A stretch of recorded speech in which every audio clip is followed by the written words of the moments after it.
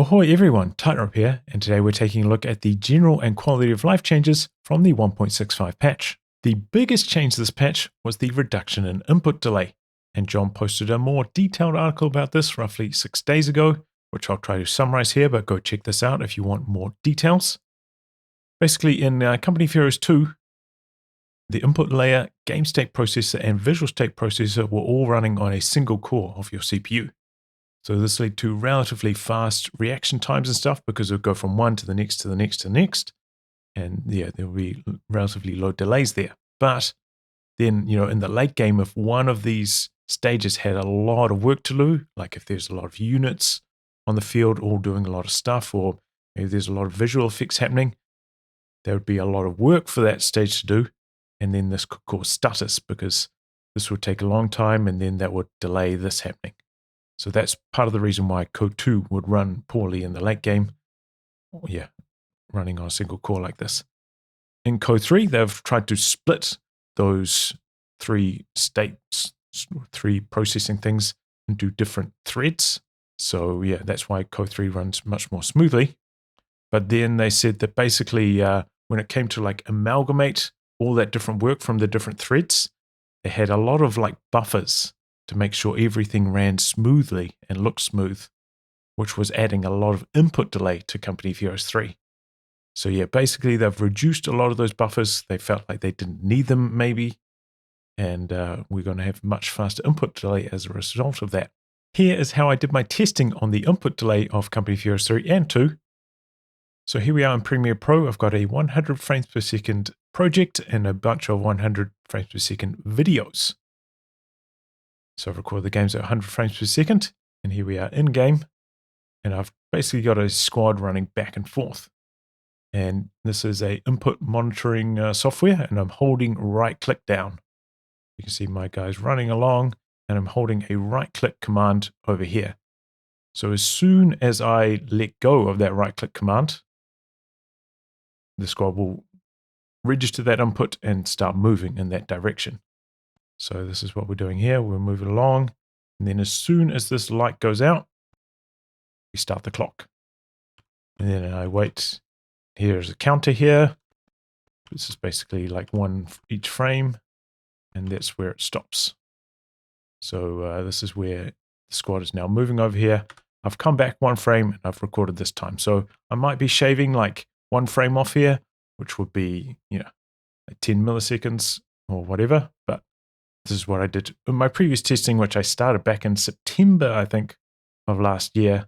No, July of last year, when I initially submitted some results to Relic about this problem. So this change has been a long time coming. Here are my results from all of that testing. I did 30 back and forth, then took an average. So here are my original results from back in July of last year. 21 frames from input to result on screen, or 210 milliseconds. So extremely slow. And this was, I think, one of the main things holding COH3 back, like how bad the input delay was. Just kind of felt like you weren't getting rewarded from playing fast. So here we are now in 1.65, and now it's 8.5 frames, which is essentially 125 milliseconds faster than it was before this. That's a lot. That's a lot, in a multiplayer competitive game. That's a huge difference. And here's my test from back in COH2 days. It was still, 2 frames-ish slower, about 20 milliseconds slower, but narrowed the gap massively.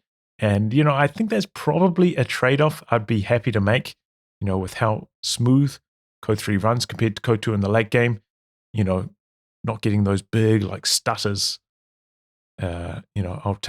I'll take 20 milliseconds worse input delay for that. They did mention in the patch notes this may impact in-game visual smoothness, and they will monitor and change if needs be. And I will say over the course of my 35-ish back and forths with the new version 1.65, I did notice maybe 3-ish instances of maybe a slight hitch in the scout's movements. You can see it here. You see that right there. The lead scout model kind of stopped for 1 or 2 frames. Yeah. Kind of allowed the other two to catch up to him or something. which I don't really recall happening before this. So yeah, maybe there's been a slight smoothness decrease as a result of this. The second biggest change this patch, here we are in the quick match menu, and down the bottom is the map preference button now, all of a sudden. So you can click on that and come in here and you can select 2 maps. You can see the counter up the top here on the right that you don't want to play on, up to 2. It's the same for every mode because I don't think any mode has more than 7 maps. So yeah, that's cool. You can be least likely to play on maps that you don't want to. Strictly not a veto system. I think they want to be clear about that because, you know, big team mode like 4v4, 8 players, 2 downvotes each, you can match on any map sometimes. So yeah, I believe they'll try and match you on whichever map has the least number of downvotes. And I think the way the system works is, you know, they try and match on ranks first, and then once they've got their match made based on ranks, then they look at maps. So this, you know, having vetoes is not going to slow down your matchmaking. The next change has been getting requested for nearly 2 decades now. New to the franchise, party members will always spawn next to each other. So for example, in a team of 2, you will always be next to your buddy in a 4v4 match. Huge. Probably should have happened a long time ago, but you got to be grateful that it's here now. Going to make, you know, big team modes much more fun when you're playing with a friend. Another change related to the multiplayer lobby system, if we go into the lobby here from the main menu, and you can see I don't have to untick all the other options that I didn't want to play. It remembers the game mode and the map vetoes from my last game session, so that's really good. One less thing to have to do. Unfortunately, at the end of a game, I believe it doesn't kick you out to whatever you were playing last, like quick match. It'll still kick you out to the main menu again, so still could be better, but you know, one step at a time. Another new lobby feature this patch, when you start queuing, now you can see the percentage of people playing as Axis and allies. So you can decide, oh, okay, based on these numbers, maybe I should switch factions to get a faster matchup. They didn't mention in their patch notes anything about exactly how it works, whether it is tailored to your mode, like 1v1 through to 4v4, or if it's like globally across all modes. They also didn't mention if it's tailored to your ranking bracket at all, because, you know, you could be a really high rank player playing as allies, but then loads of low rank players are playing as Axis. And, you know, based on percentages, you think, oh, I should get a fast match, but it doesn't happen. So yeah, if they could tailor it in that way, that would be really nice. But yeah, as I said, they didn't provide any details about exactly how it works. Relic have also been improving the in-game player reporting and moderation.